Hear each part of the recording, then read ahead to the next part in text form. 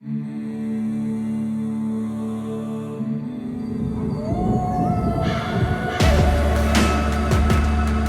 land, the animals, and the people. Welcome to the Wolf Connection podcast.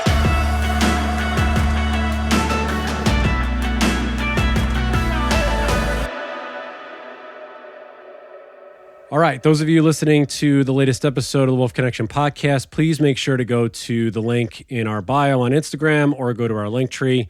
Our first film in the Wild Roots series is out, called A Handful of Dirt, featuring the Ojibwe artist John Potter. We have had some great success in the film festival circuit so far, so please go check that out on the Wolf Connection YouTube. Go to our Instagram handle, The Wolf Connection Pod, and you guys can check that out, like I said, in our link in bio or in the link tree. We'll also have it in the description of this podcast. I'd love to welcome two individuals from Texas. This has been a long time getting this together, but we finally have two folks from the Texas Lobo Coalition. We have, from Austin, Texas, we have Phillip Sozansky. He is the secretary of the Texas Lobo Coalition and an adjunct assistant professor of history in Austin Community College.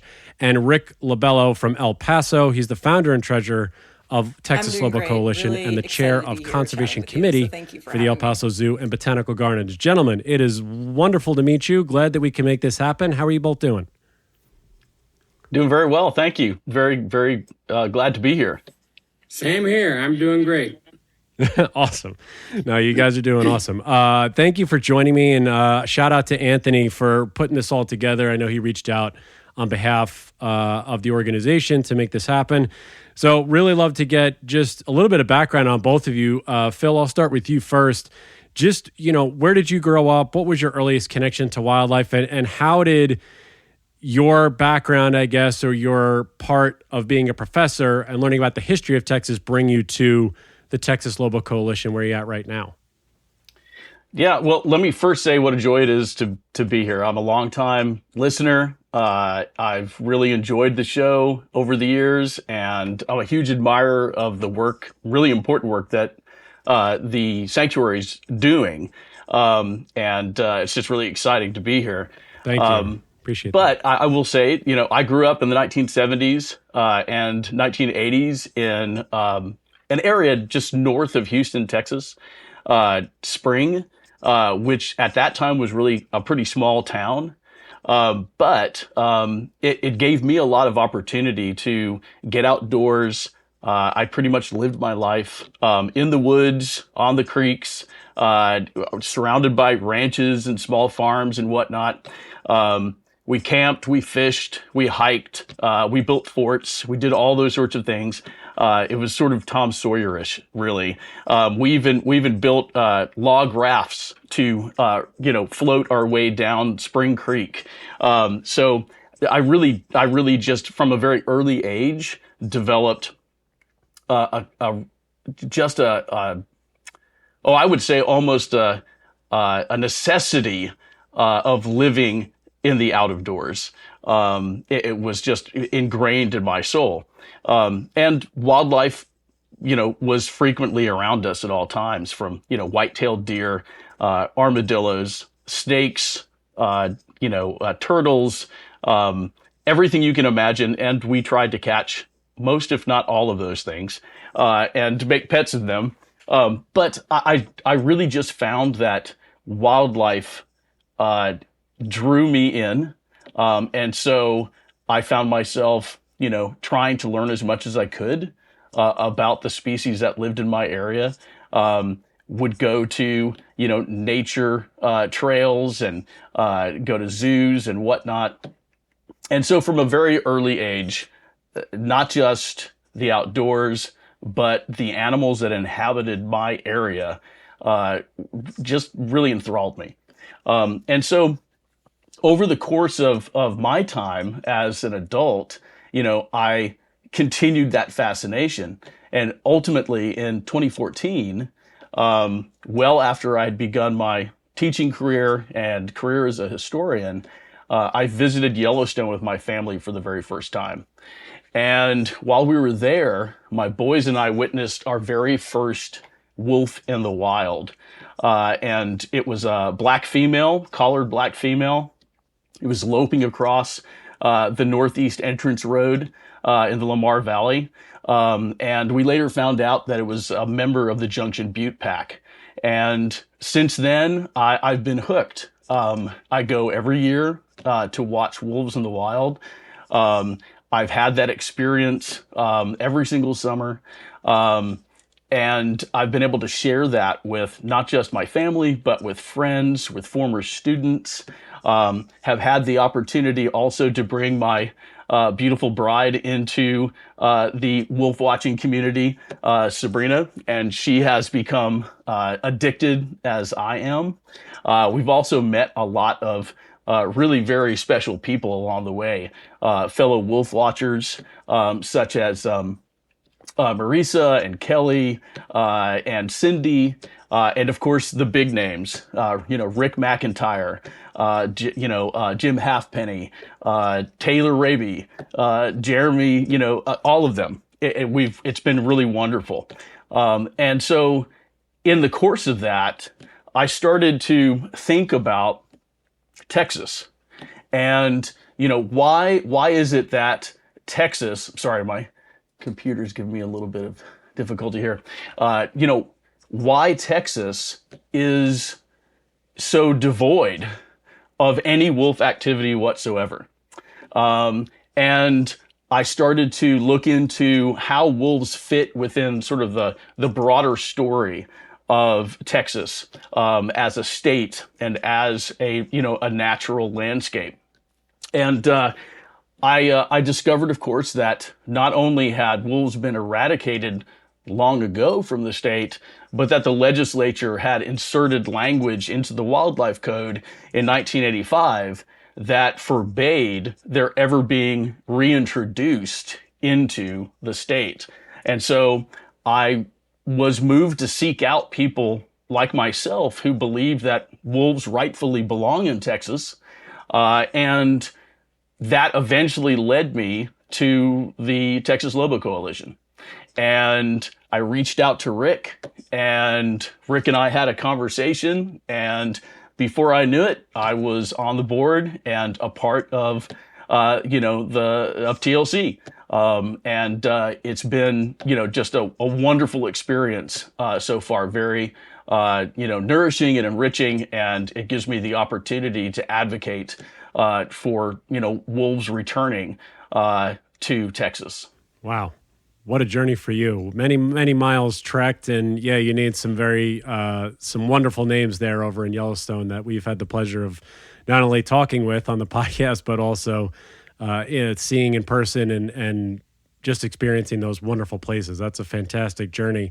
Rick, so you're the one that brought Phil in. What about you? What's your journey been like to get where you are right now? Well, it's a long journey. I got started admiring wildlife and becoming a wildlife biologist at a very young age. When my mom took me to the Buffalo Zoo, I grew up in Western New York. At age 4, it all began. And all through school, I had teachers who were bird watchers. And, my family comes from a family of hunters. And they went out and shot deer, but I went out with a camera. And I was the odd one in that bunch. And then I realized that I wanted to have a career where I could be involved with wildlife. So I first thought about working at a zoo, and I did work at the Buffalo Zoo for one summer. But then I decided I wanted to pursue a higher education. So I was the first member of my family to actually go to college. And I went on for my master's degree.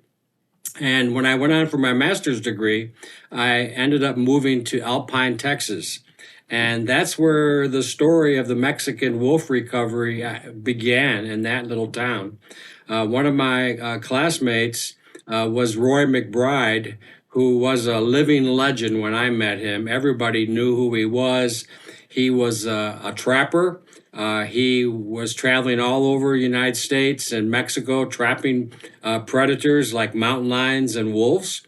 And then I was a park ranger right after I graduated. Actually, I started as a park ranger in Big Bend National Park right after I worked on my master's degree. And at that time, Roy and I had already become friends. I actually lived with him and his family for a short term. And we actually went on a trip to South Texas one time where we took a mountain lion, a couple mountain lions, to reintroduce them into South Texas because the landowner wanted some predators to control his deer herd. So, we really got to know each other well. So one day, I was a park ranger in Big Bend in 1978. He called me on the phone and he said, "Hey, Rick, when you coming to town?" I go, "Well, I don't know. I need to get some groceries." It was 100 miles just to go from where I live to Alpine to get groceries. So I had to plan it just perfectly. So I went out to his ranch, and lo and behold, I'd been there before. In the past, I'd seen mountain lions. One time he had a bear. One time he had some ocelots. Because he was not just working for ranchers, but he was also working for biologists because he knew how to catch these animals and put radio collars on them. So he actually did some of the initial work on, radio telemetry of mountain lions in West Texas. So I went out to his ranch and I go, "Wow, what in the world is that?" He said, "That's a wolf, Rick." He says, "Where'd you get a wolf? I didn't even know these animals existed. I knew about wolves from the north, but I never even knew there was a Mexican wolf." And so he told me all the story about how the Endangered Species Act required that the Fish and Wildlife Service save this species, and the only way they could do it was to catch some wolves in Mexico because they were already gone from Arizona, New Mexico, and West Texas. As a matter of fact, the last wolves killed in the United States, I believe, were killed in 1970, not too far from Alpine and farther to the east. So I said, "Wow, Roy, these animals belong in Big Bend," because I'd already been living in Big Bend National Park. And he said, "Well, Rick, the ranchers aren't going to be in favor of it. These things eat cattle." But I never gave up on the idea. And it was because I saw that wolf that I got interested in wanting to help save the species. And so I've been involved in wolf conservation at Yellowstone as well, because I used to work there. And I tell people to try to put the wolf back into the wild of Texas is almost as challenging as putting the first man on the moon because of the politics and the private landowner rights. But I'm convinced that probably, and Phil touched on this, the fact that the main wildlife organization for Texas, Texas Parks and Wildlife, passed that law in 1985. Anytime anyone ever has tried to have a conversation about putting wolves back in Texas, Texas Parks and Wildlife says it's never going to happen. We got that law in place, and as long as we have that law, nobody can ever release a wolf. Well, I don't know if Phil has ever actually found, because I haven't, the transcripts of that legislation, but I really don't believe that during that period of time that they were saying that they could never do it. If Texas Parks and Wildlife wants to do it, they can do it. They wanted to prevent me from doing it. That's why they passed the law, so that if I ever caught some wolves, I wouldn't let them go, because that would be against the law. So I started off with the Mexican Wolf Coalition of Texas. I had the National Park Service on my side. It's a long story. I should write a book. I wrote a chapter in Rick McIntyre's book, The War Against the Wolf. So I told part of my story in there, and I've been writing blog posts ever since. But this Texas Lobo Coalition is really important, and I'll be telling you more about it as we go along. Yeah, that's a fascinating story, Rick, and really what an incredible journey you've had to get to this situation, both of you. I mean, this is why I guess Anthony, he picked the right two to come on the show to really dive into this. But let's go, because you had some great segues there, Rick, already. And Philip, I'll start with you, but Rick, feel free to jump in if there's something that maybe Phil misses. When we talk about when people think wolves, Texas, I don't think, and you said I think the last one was killed in 1970 thereabouts, right, Rick? So I don't know that folks necessarily think about Texas when they think about wolves? We talk about, the Rocky Mountains. We talk about, Washington, Oregon, California, all that stuff. What role was the Mexican wolf playing in Texas up until that point? How did the ecosystems look before really that hard charge of settlement after the Civil War? Give us a little bit of a historical background, if you can, or a snapshot, if you will, of what these animals, were playing in the ecosystems back then. Can I start before? I know Phil's going to get into Absolutely. this too, but, go ahead, Rick. Yeah. The last wolves in Texas were killed in 1970. And that's about when I moved to Texas. And when I first started working in Big Bend National Park, the wildlife that I saw there and the wildlife that I saw outside the park was much more, the numbers were greater. I mean, you'd see mule deer everywhere. You'd see pronghorn everywhere. And I believe my friend Roy McBride would agree that having wolves in the environment actually helps to keep the herds healthy by pushing the animals and keeping them moving. And I think that one of the reasons why we've seen a decline in large ungulates in West Texas is not just because of drought. And it's not just because of hunters maybe hunting too many of them. I think they're missing that wolf that was keeping them moving and weeding out the sick.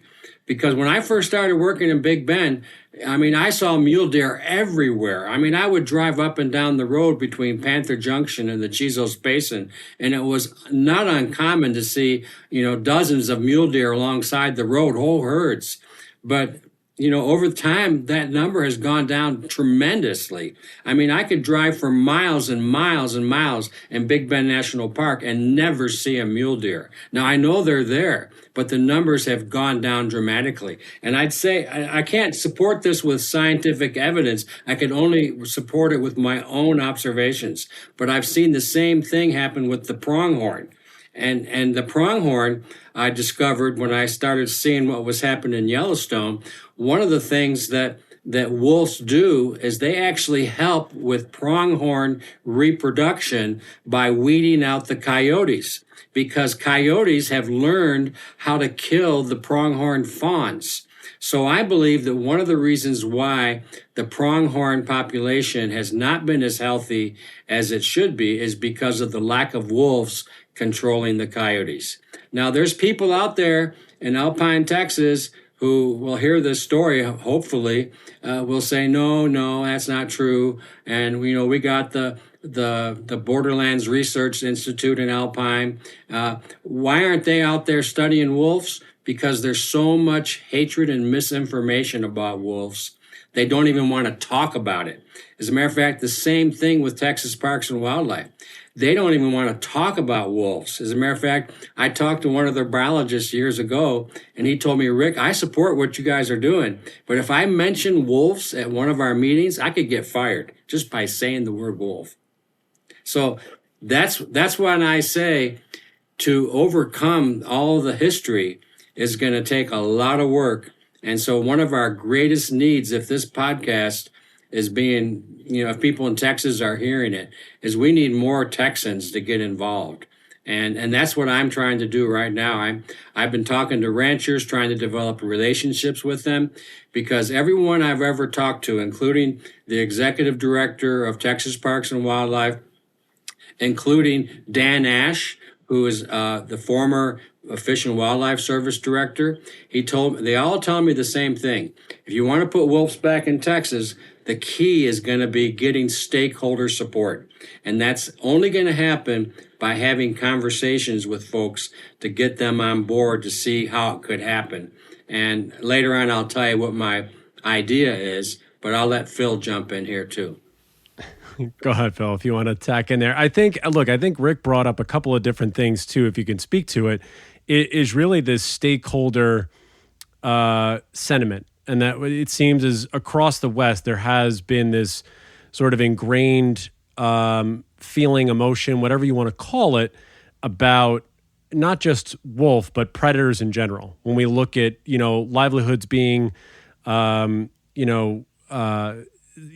away from livelihood, if we're talking about agriculture, farming, things of that sort, Is this similar to many of the other Western states in terms, we look at Wyoming, Colorado, Nevada, Texas, Idaho, Montana, where extirpating the predators helps with European settlement in the West, and therefore generationally it's sort of passed down. Is that similar to Texas, or is there a different angle or part of the story that we don't have?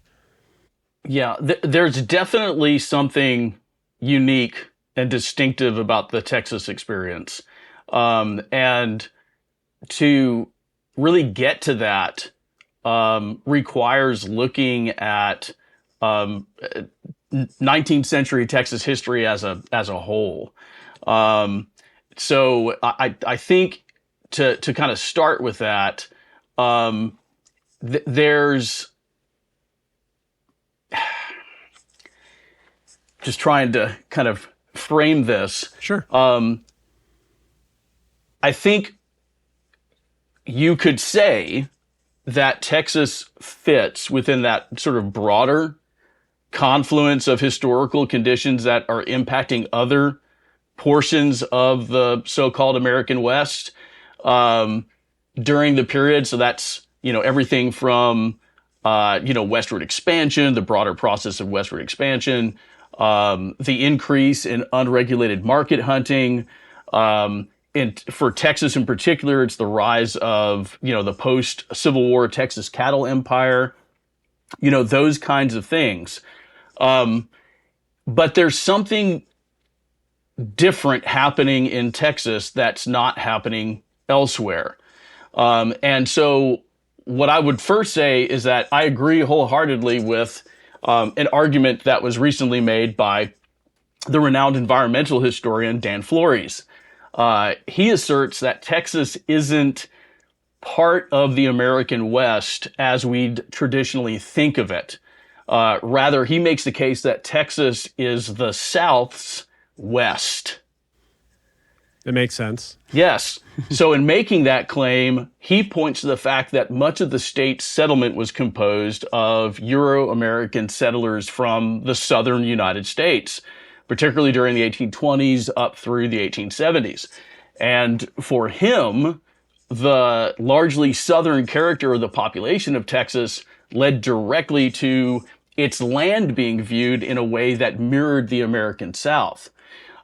So as he put it, land was for the owning, fencing, and keeping everybody else out. And so no public lands. It also meant no indigenous people, all of whom were either killed or removed to reservations outside of the state in what is essentially an act of ethnic cleansing, similar to what you would see in Georgia or the Carolinas or Florida during the period. So when we look at that, sharing the land was not an option for Euro-Texans or Anglo-Texans. Instead, Texas privatized nearly the entire state. And this was an intentional act that was literally written into the 1845 annexation agreement with the United States. And so all of that's really important to come back to later. But the bulk of my agreement with what Flores is saying goes down a slightly different road, specifically looking at cultural attitudes and those attitudes specifically with respect to honor and masculinity and race. And so looking at all those things together, in every respect that matters, Anglo-Texans were Southern in their views on these things. And so I'd argue that they were almost hyper-Southern in their views. In fact, when you look at from the 1830s forward, starting with the revolution with Mexico and continuing beyond the American Civil War, Texas whites adopted a distinctively militant form of honor and masculinity that met every perceived challenge, every obstacle, with extreme violence. Moreover, they developed sort of an entrenched siege mentality that they maintained across the 19th century. In their minds, Texans were constantly beset by existential threats. At first, it was Mexicans and indigenous people, then Northerners during the Civil War, radical Republicans, African American freedmen following Confederate defeat and emancipation. In all these cases, when you look at it, the collective response to these adversaries were calls for all-out war and extermination. And what I characterize as a war on wolves developed in this context during the late 1860s and early 1870s. So before the Civil War, one is hard-pressed to find much in the documentary record regarding wolves. There's no public outcry against them. Few newspaper or correspondence refers to them. And despite the fact that there was already a robust livestock industry that had developed during the 1850s, there was only an occasional call by a legislature here or there for a scalp or bounty law, and rejected roundly. Wouldn't even make it past, committee. But the Civil War's end seems to have changed everything. Anglo-Texans witnessed their way of life completely upended by Union victory. Their enslaved people were freed. Their returning Confederate veterans were humiliated. Their economy was in severe transition, and their line of settlement had rolled back 100 miles by opportunistic indigenous people taking advantage of a wartime lack of, federal military presence in the western reaches of the state.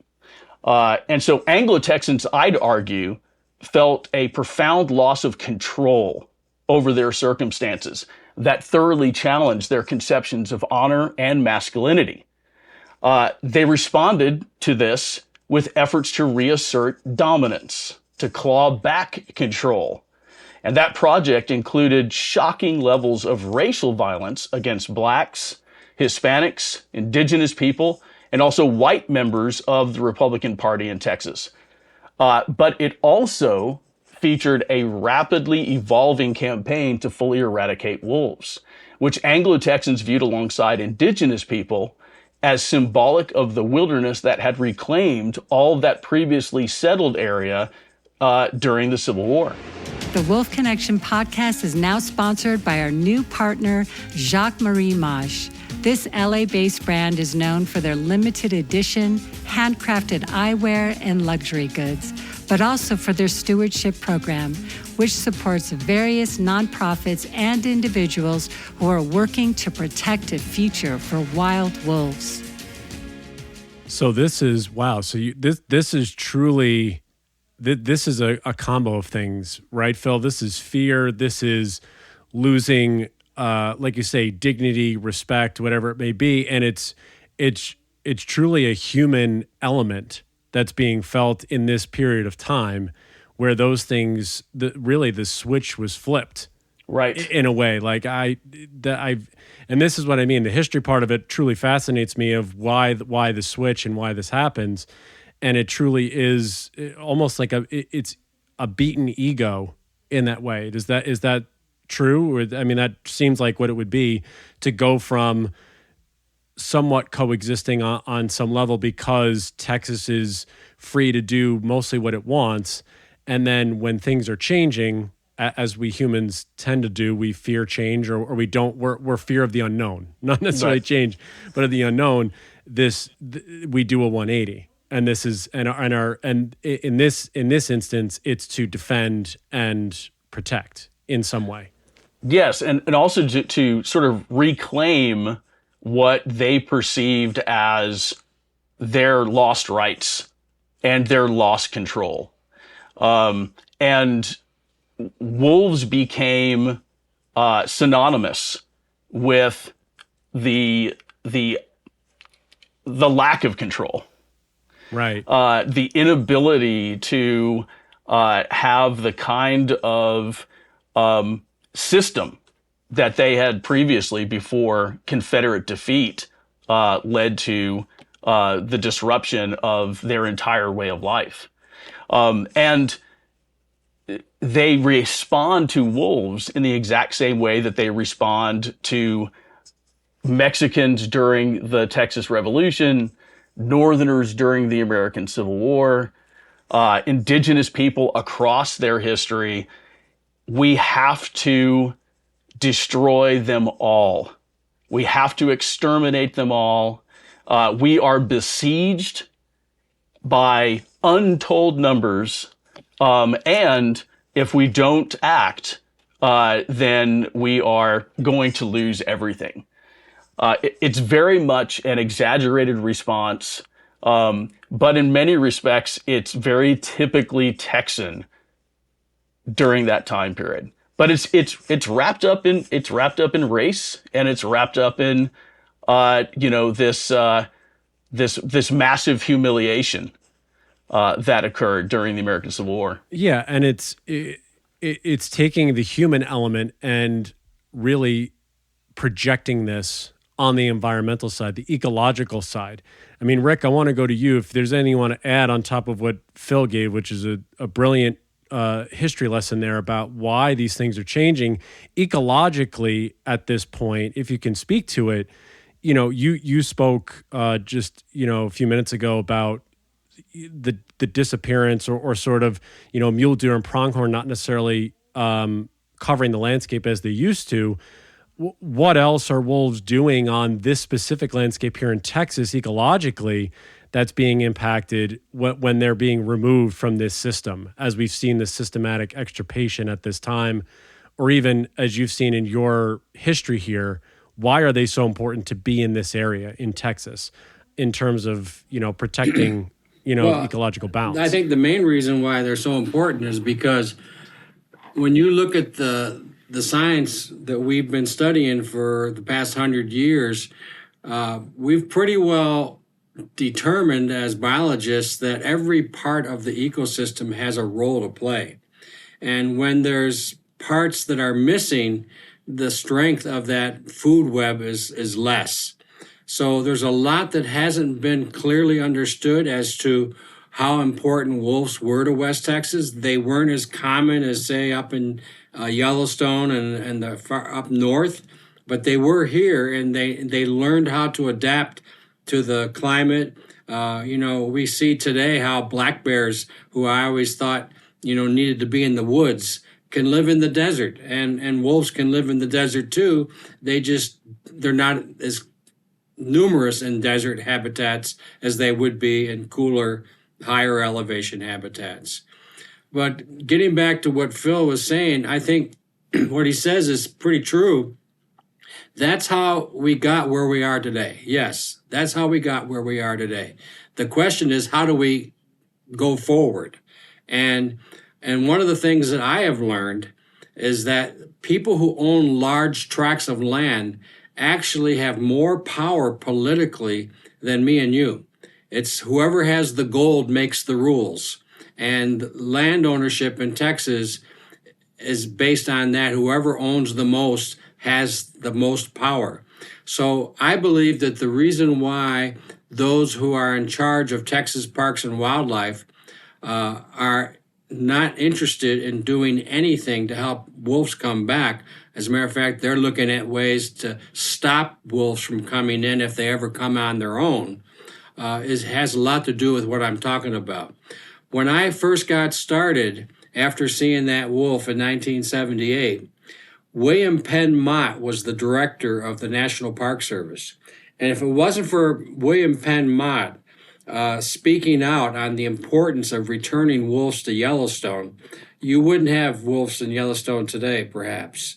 So when I saw that the director of the National Park Service was interested, that got me really interested. And I started writing articles about wolves for the Park newspaper back in the 80s when William Penn Mott was the director and all this talk was happening about Yellowstone. But at Big Bend National Park, it's surrounded by private land. And even though people who were working in Big Bend National Park were in favor of bringing back the wolf, they were also very much involved in the reality of the land ownership outside the park. So they weren't willing to do anything to take the lead on putting wolves back in Big Bend because they knew there wasn't support outside the park And that was very important to Big Bend National Park. While at Yellowstone, that park is surrounded by national forests. It's a whole different situation. So it was a lot easier to move that project forward. But I'm convinced that all these folks I've been talking to over the years are telling me the truth, that if we're going to do it, we can have all kinds of science, but unless we have the support of the people who live around, and it can't be just the person who works in Alpine at the grocery store, but the rancher, he needs to see how it's a win-win deal for him, that it's going to actually benefit him in the long run. And if we can get their support, I think we can make progress. And we can't think that everyone who's a rancher is against wolves. Just a couple days ago, I was on the phone with a sheep rancher who has 30,000 head of sheep in Texas. And I told him he doesn't live in West Texas. He lives up near the Panhandle. And I said, this is what I propose on how we could do it in Texas. We would have certain zones that would be for wolves, and they would be monitored with radio collars and satellite telemetry so we would know where they are. And then we would create a buffer zone and then a no wolf zone. So there'd be zones for where the wolves could be or where they couldn't be. And when I told him that, he thought it was a great idea. But the problem is he's in the Panhandle, and the best wolf habitat is in West Texas. So to give you some idea of how the support is out there, this guy told me he would help me build relationships with landowners in West Texas. So he's going to get on the phone and say, you need to talk to Rick and go from there. But that's been the part that's been lacking. We have not seriously moved forward in developing those relationships. And it's not easy when our board members that we have now are living, in areas where they're outside of where these people live. And then those that are in Texas only have so much wavelength. So we really need more members in Texas who can help us build those relationships. And if there's one thing I want to get across to your audience, if you have wolf people listening to this broadcast or this podcast, and people in Texas who are advocates for wolves, please have them contact us, because we really need your help in building those relationships. That's the key. We have to trust them, and they have to trust us. And I do not believe we should push this down their throats. It needs to be a win-win relationship with the landowners. Yeah, there's got to be compromise on both sides. Right. And those are things that we truly promote here. I mean, I want to ask one thing before we really get into the project that you guys are starting here. And we have to get some backdrop, obviously, on where the wolves are today. But you were talking, Rick, about a lot of these things about creating relationship. And I'll ask Phil first, then if, Rick, you want to bounce in. Are there lessons being learned here about Yellowstone reintroduction, Colorado reintroduction, Southwest recovery area? Are you guys taking some of those points about building relationship, building out in those ways, so that whatever research or whatever reintroduction project you are all going to attempt has a better, go of it, as opposed to just, like Rick said, obviously nobody's forcing anything down anyone's throats, but are there lessons being taken from those reintroductions to loop in here with the history that you just explained and the ecological impact that Rick is talking about? Yeah, I think it's impossible to look around and our current climate and not be very aware of those lessons. It's clear that wolves on the landscape are contested in certainly the Northern Rockies, in Colorado, in Arizona, New Mexico, maybe to a lesser extent in the Midwest where they exist. But in Texas, where we have no wolves at all left, and I think it's important to note that Texas wasn't just historically wolf country. I like to refer to it as a wolf mecca, because there's no other state in the country that could boast 3 separate varieties of wolves living upon and sharing the landscape. You had the buffalo or Great Plains wolf in the Panhandle Plains and the North Texas Red River country. You had Mexican gray wolves operating in the Chihuahuan Desert in West Texas, and down into the South Plains heading towards Brownsville and Corpus Christi. And you had the red wolf that inhabited the piney woods of East Texas, down into Southeast Texas, along the Gulf Coast, and into the hill country of Texas. Texas was a rich and diverse wolf presence. And we have lost that. And for us to be in a state that is so proud of its heritage and its history, and yet to not have wolves living on the landscape is, to me, a travesty. And so, speaking to Rick's point about engaging with stakeholders, and your point about learning lessons from where reintroduction has already taken place, that's where we have to start. We have to start with talking to people on the ground who are going to be impacted on a daily basis, and helping people to understand that this is a part of our natural history that will never be complete until you have paws on the ground once again, and they are coexisting with the people who inhabit the landscape as well. Yeah, absolutely. Rick, I want to jump to you real fast, because before we get into the research end of it, why is Texas becoming part of this conversation at this moment? I'm sitting here talking to the two of you from TLC. Where do Mexican wolves currently exist in the state? How are recovery efforts going, if they're happening at all? Why now in 2026 and beyond is this the mission to get wolves back into Texas, and, to Phil's point, bring that ecological history back into the fold, into the present day? Well, the only place in Texas where you can find a wolf is in a zoo. Okay, so there are no wolf recovery efforts ongoing in Texas right now. But I think that because they are in zoos, people are starting to learn more about them.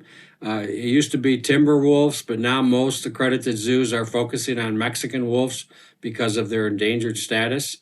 In El Paso, to give you an example of how much energy there is in this town, we collected signatures on over 20,000 petitions, individual letters, to Texas Parks and Wildlife. And it was very easy. All we had to do was put out the letters, and people would see it and read it and sign it.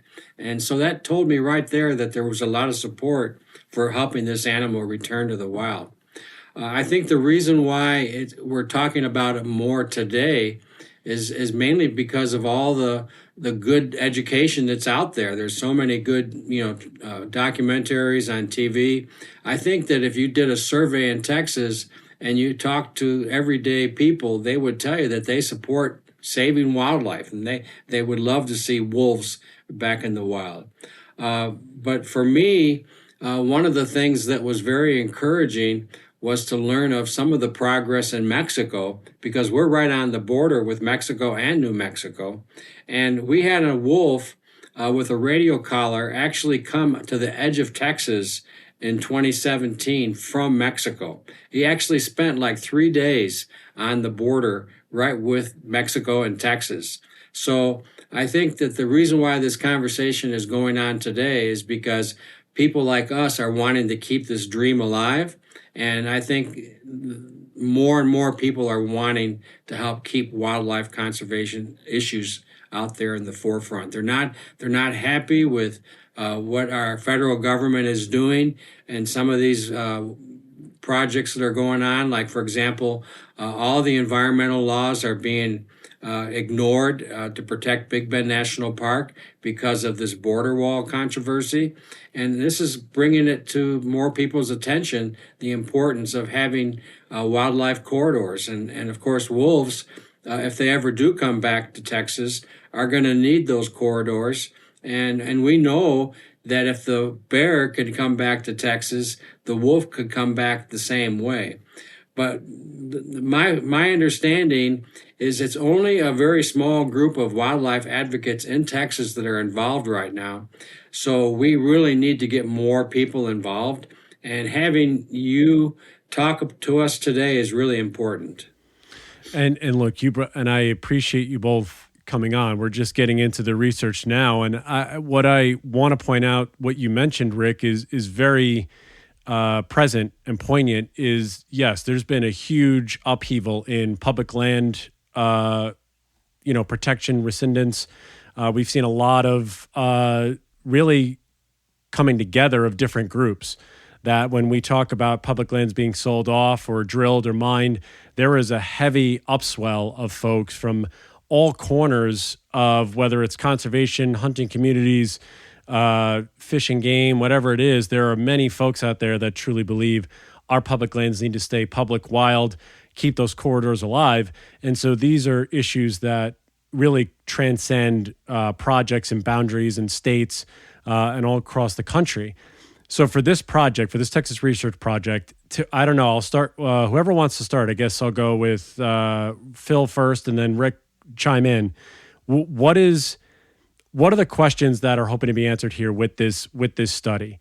Misconceptions you want to address, ecological factors are being evaluated. Just give us sort of an idea of what Texas Lobo Coalition is looking at with this project in preparation of a possible reintroduction of these Mexican wolves. Honestly, I think I would defer to Rick on this question. Let's go to Rick. I think he's more familiar with the nuts and bolts of the project than I am. Yeah, go ahead, Rick. Well, one of our board members, his name is Adam Johnson. He is a adjunct professor at UT Austin, UT Arlington. And he is the one who's going to conduct the study. He's going to be using all of the latest technology that's out there and studying habitat through GPS and satellite imagery. And what he's going to do is the first comprehensive study of the habitat that's available for wolves in Texas to see if a reintroduction ever were to take place, where it could happen. Because of the anti-wolf sentiment and the politics of wolf conservation in Texas, no one has ever done this kind of work before. It's always been, we just don't want to do it. There's no support for wolves in Texas, so we're not going to do it, and we're not going to even be interested in doing it. So we're going to be, making a monumental study here, something very historic, because no one, since this topic was first discussed back in the late 80s, when the wolf was still extinct in the wild. It actually went extinct in the wild, by the way. And if it wasn't for zoos breeding them in captivity and helping with the building up the captive population, you wouldn't have wolves today. So this will be really important to have done, because we'll have some kind of science to use in conversations. Right now, there is no scientific data on the habitat and how it would work for wolves. So he's going to be taking all the information he can get on wolf reintroduction efforts in the Southwest and putting that data in with the data he finds to see where are the best places in West Texas to put wolves. And it's very probable that some of those best places might be on private lands and also lands that are protected through conservation easements. The Nature Conservancy in the Davis Mountains has a large tract of protected lands. Some of those lands might be perfect for wolves too. So it's critical that we have the data so that we can use it in having conversations with landowners. And land ownership has changed dramatically since I first moved out here. And that cattle ranching was really big. But cattle ranching in West Texas is way low because of the drought. And so what's happened is a lot of these ranchers have sold out, and they've sold their land to billionaires who want to buy large chunks of land. And so there's these humongous chunks of land in West Texas where there's no ranching going on hardly at all, where the owner would love to have wolves, and we can't even get in a conversation with him because we don't know who he is and how or who she is to get on the phone with that person. So I see. So when he goes out there, he's going to be talking to a lot of people as well. He's not going to just do data analysis. He's going to spend time talking to landowners when he's out there. Is this when we're going to do that, when you're going to take the study of what habitat is available, are we looking also at prey population, connectivity, where these things are going, like looking at the whole spectrum, not right. just what land is? Everything. Okay, got it. Yeah, okay, that makes sense. And when all this stuff, and I believe when I was talking to Anthony, and either of you jump in and tell me if I'm wrong, this is roughly going to take about a year, correct? Right. Or somewhere is about that to get all the data collected. And so once you have all of that data collected, that's when you can start, or in the interim, start having conversations with those big landowners to talk about, hey, your patch of land, tens of thousands of acres, could very well be a spot where we could have reintroduction happen. Now, on the piggyback of this, are we also talking about helping the prey populations as well? I don't know what the prey population base is like, or the ungulate base is in Southwest Texas. Are you guys looking at mule deer and pronghorn as like sort of a piggyback on this, and that it can help those I think as well? That's an important consideration. But right now, the main purpose of the study is to see what's there now. And I'm sure that once this study is published and more people find out about it, a lot of those other topics will be discussed as needed. Okay. Yeah. So there's a lot of that. And then for the two of you, I'll ask it because I think this is something I can get both of your opinions on. Is what would you constitute as a successful outcome of this research going forward? I'll start with you, Phil. Like, what do you what's if the goal? Obviously, it's for the science and to have it here, and then Rick, I'll go to you. Is it a combo of advocacy, better science, and implementation? Is there something more? Like, what's a successful outcome of the research project from your standpoint? I would say clarity. It's right now it feels very amorphous. Reintroduction, I think is unlikely. I think recolonization is much more likely.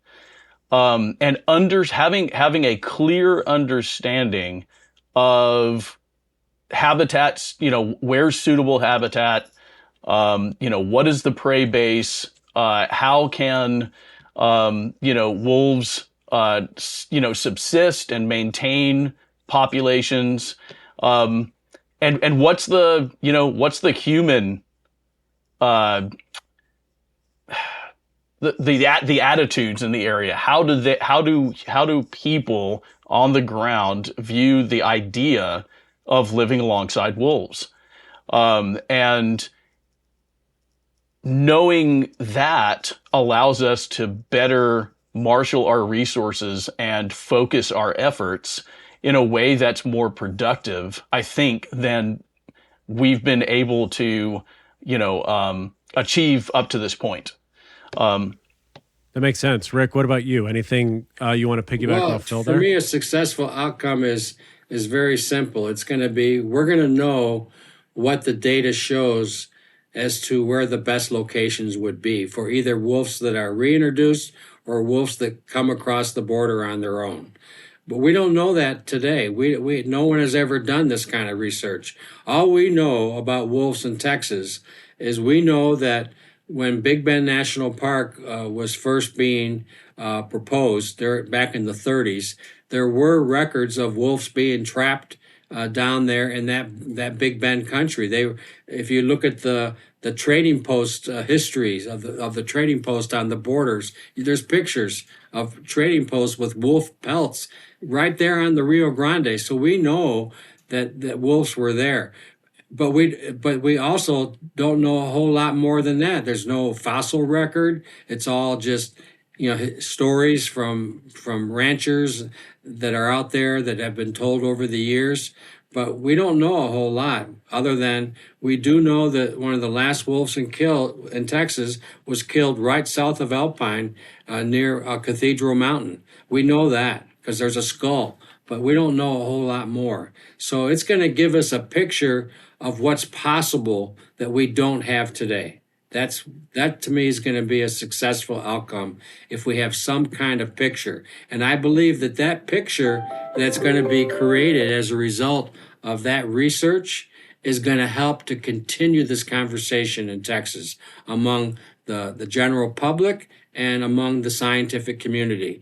And that's what's lacking today. Most of the energy for Mexican wolf conservation is in Arizona and New Mexico and in northern Mexico. There's very little energy in Texas. So this study is going to, that's going to be one of the outcomes. It's going to help to get this conversation more on the radar screen for conservation in Texas because it's not there today. You segued perfectly into my last thoughts here, Rick. Do you think has there been new energy? What has changed over the past decade, let's say, to allow or to invite, I would say, this conversation to even happen, to have this project be started? What shifted in your mind? And then Phil, piggyback off that. Well, I think the main thing that shifted is that those of us who are working on wolf conservation in Texas today, we realize that the key is relationships. Before, when we first started this effort, back before Phil came on board, and I was involved with the Texas Wolf Coalition of Texas, our attitude was, here's a national park, here's an endangered species, let's do it.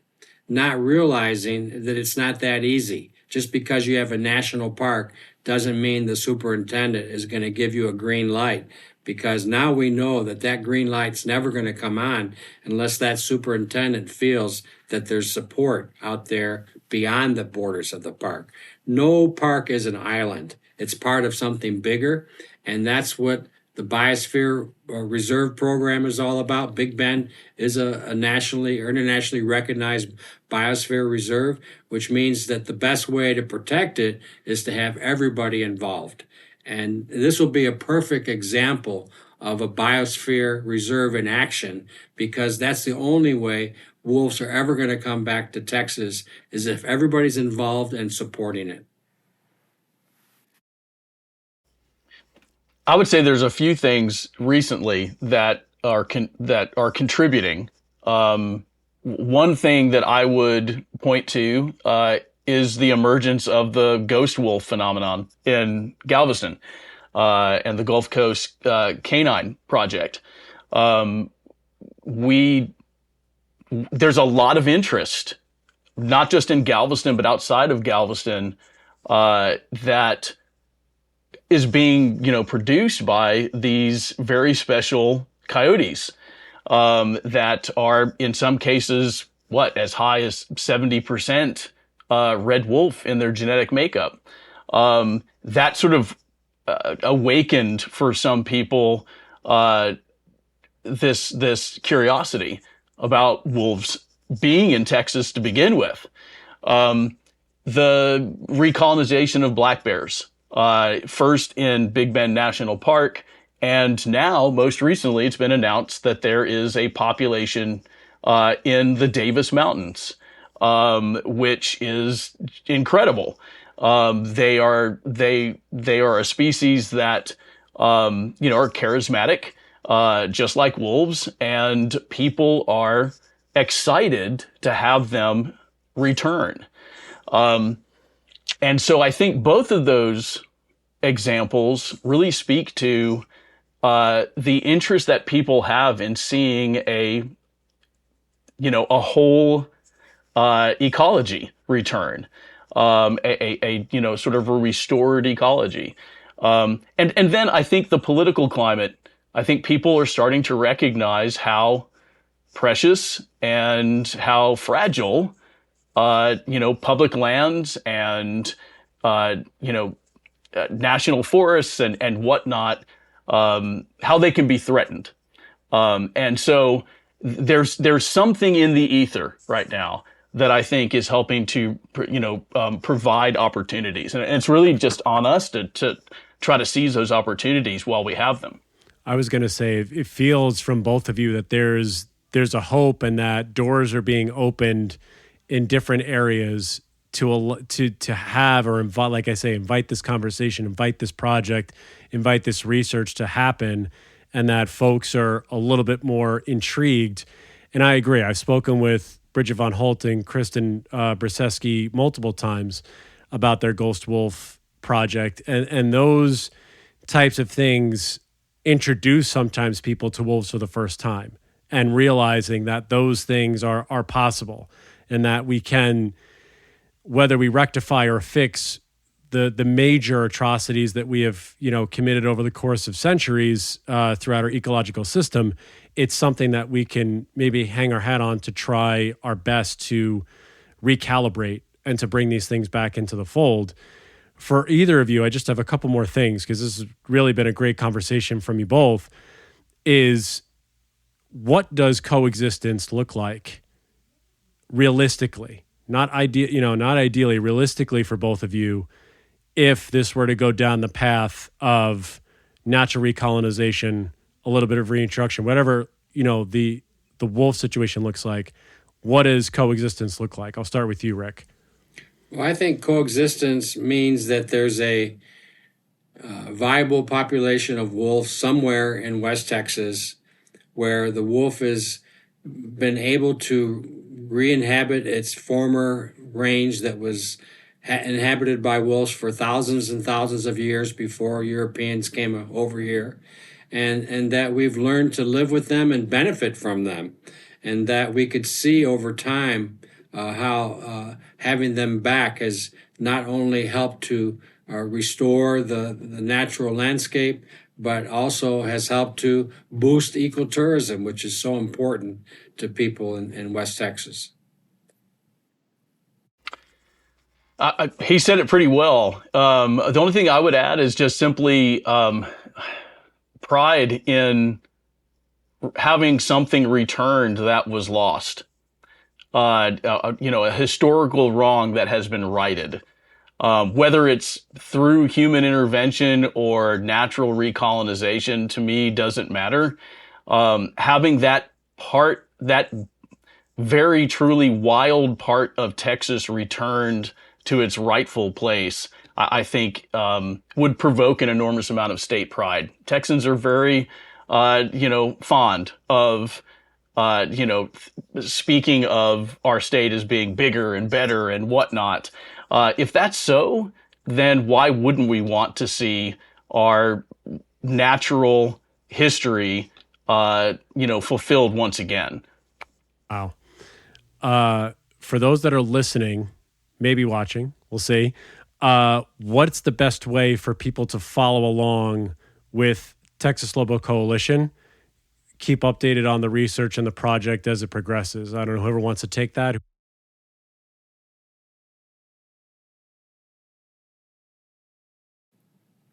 Well, we have a website at texaslobocoalition.org, so you can subscribe to that. You can become a member. Just contact us and let us know how you want to help, and we'll get you involved.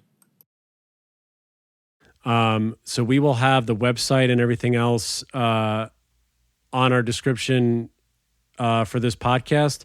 My last question for both of you, Phil and Rick, I'll start with you, Phil, is when you hear the word wolf, what's the thing that comes to your mind? For me, it's family and perseverance. What I will say is that I've witnessed such incredible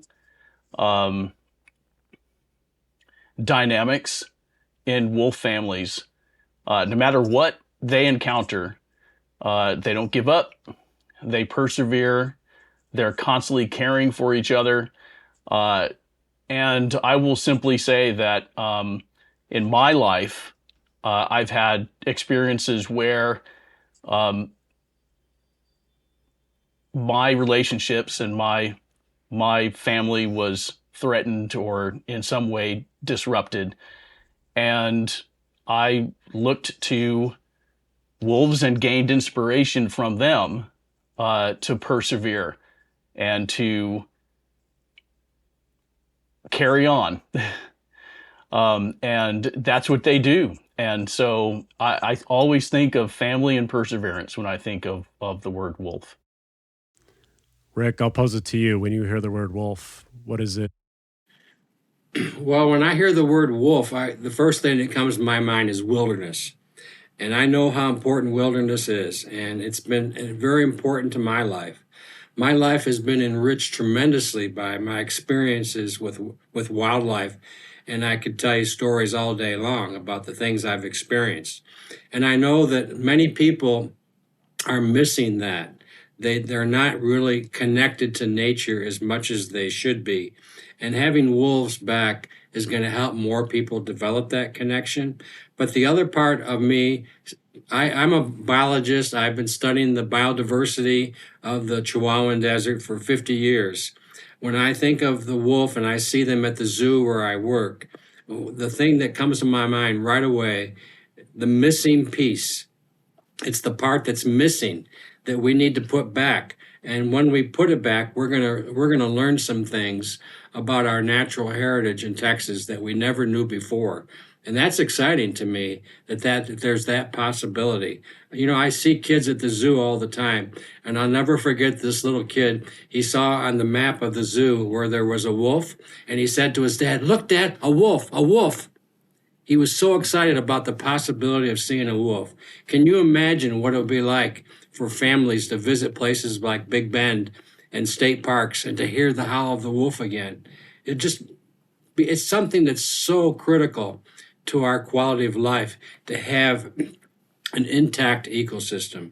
So when I think of wolf, I think of the missing piece and I think of wilderness. I appreciate both of your insights, your knowledge, your stories. I mean, your candor. This has truly been a special conversation for me, for both of you. Phil, Rick, thank you both.